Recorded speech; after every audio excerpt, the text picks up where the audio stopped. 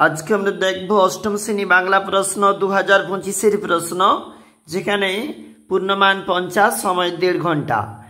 সঠিক উত্তর নির্বাচন। 1 চণ্ডী মণ্ডপে বসে রমেশের সঙ্গে কে জমিদারি হিসাবপত্র দেখছিল?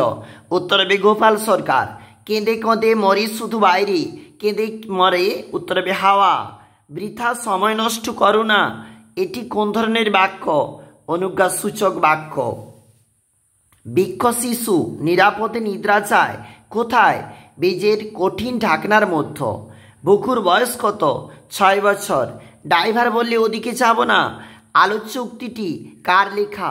অচিন্ত্য কুমার সেনগুপ্তের লেখা। আকবরের লাঠিয়াল ছেলের নাম কি? ছেলের নাম ফজর। গাছের জীবন মানুষের? উত্তর হবে জীবনের ছায়ামাত্র। শাখাগুলো নুয়ে আছে বহুদিন ছন্দহীন বুনো চাল তার। পরের প্রশ্ন 1 দেখো নিচের প্রশ্নগুলির উত্তর দাও। বীজ থেকে অঙ্কুর বের হওয়ার জন্য কি কি প্রয়োজন? জল, আলো, বাতাস। দেখবে বইটি কি রয়েছে। গড়াই নদীর তীরে কবিতাটি কোন কাব্যগ্রন্থ থেকে নেওয়া? সুজন বাদিয়ার ঘাট কাব্যগ্রন্থ থেকে নেওয়া। ঘেঁষবেন না ওদের কাছে। ওদের বলতে বোঝানো হয়েছে ছন্নছাড়া যুবকদেরকে। হরিহর কোন শিষ্যের বাড়ি গিয়েছিল? লক্ষণ মহাজনের বাড়ি গিয়েছিল। দুর্বার ইচ্ছায় হাওয়া কি কি ছুঁয়ে যায়? সব তীর। দেখবে তোমরা কি কি রয়েছে। জলে তার মুখখানা দেখা যায়। জলে কার মুখখানা দেখা যায়? উত্তর হবে বুনো চাল তার। দুজনের মাস খানিকের পরে দেখা, এই দুজন কারা?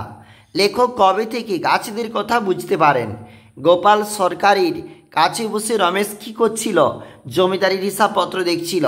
পাড়াগাঁ দুপর ভালোবাসি কবিতাটি কোন কাব্যগ্রন্থ থেকে নেওয়া? উত্তর হবে রূপসী বাংলা কাব্যগ্রন্থ থেকে নেওয়া।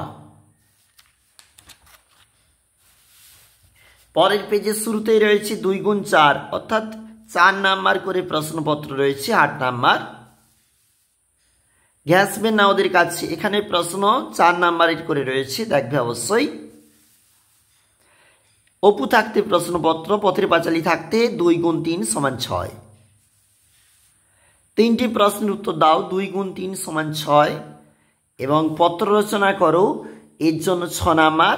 অবশ্যই দেখবে হাসপাতালের সামনে জোরে মাইক বাজানো, এছাড়াও যত্রতত্র ময়লা আবর্জনা, এটা নিয়ে রয়েছে সংবাদপত্রকে চিঠি।